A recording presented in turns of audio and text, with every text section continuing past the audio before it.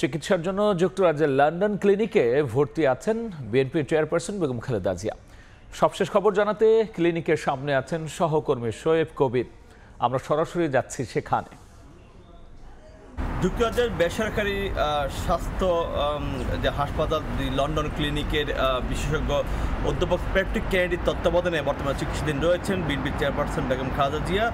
আমরা সর্বশেষ তার চিকিৎসক দলের যে প্রধান যিনি রয়েছেন ডাক্তার জাহিদ, তিনি আমাদেরকে গতকাল ব্রিফিং করেছিলেন যে গতকালকে তার শারীরিক যেসব সমস্যাগুলো রয়েছেন রোগের, সেইগুলো তারা নির্ণয় করেছেন এবং পর্যবেক্ষণ করেছেন এবং আজ পর্যন্ত এখনও কোনো প্রকার ব্রিফিং দেওয়া হয়নি। তবে যুক্তরাজ্যের বিএনপি সভাপতি এমি মালেক তিনি কিছুক্ষণ আগে আমাদেরকে বলেছিলেন যে আজ বেগম জিয়ার শারীরিক যতগুলো পরীক্ষা রয়েছে সেগুলো তারা করছেন এবং হয়তো আরও 2 ঘন্টা পরে সেসব রিপোর্টগুলো হয়তো দুই দেশের, যেমন বেগম খালেদা জিয়ার যে চিকিৎসকের যে দল রয়েছেন এবং এখানকার যারা চিকিৎসা দিচ্ছেন, যে উভয় দলে তারা সমন্বিতভাবে সেগুলো পর্যবেক্ষণ করবেন, সেই পরে হয়তো আমাদেরকে তিনি জানাবেন। আমরা যেমনটা দেখেছিলাম যে গতকাল বেগম খালেদা জিয়া যখন এয়ারপোর্টে আসার পর থেকে কিন্তু তার ছেলেকে দেখার পরে বেশ উচ্ছ্বসিত হয়েছিল এবং সেই বিষয়টি কিন্তু ছিল একদম রাত পর্যন্ত।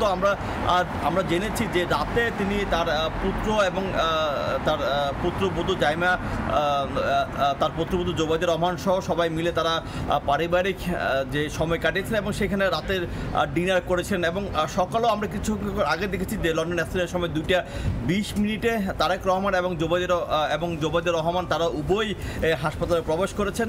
যে ধারণা করা হচ্ছে যে তারা হয়তো যে চিকিৎসক টিমের সাথে যে সমন্বয় সভা যেটি হবে সেখানে হয়তো তারা থাকবেন এবং যুক্তরাজ্যের বিএনপি সভাপতি এমি মালেক তিনি বলেছেন যে গতকালকের চেয়ে কিন্তু আজকে বেগম জিয়ার শারীরিক অবস্থা কিন্তু বেশ উন্নতি দেখা দিয়েছে। আরেকটি বিষয় যে জানিয়ে রাখা দরকার যে তার যে তিনি বহু রোগে যিনি আক্রান্ত রয়েছেন, যে তার মধ্যে সবচেয়ে বেশি প্রাধান্য পাচ্ছে যে লিভার সিরিজ এবং লিভার প্রতিস্থাপনের বিষয়টি। এই ক্ষেত্রে হয়তো তাকে হয়তো আমেরিকা নিয়ে যাওয়া হতে পারে, তবে এই সিদ্ধান্ত নিবে তার চিকিৎসক দল।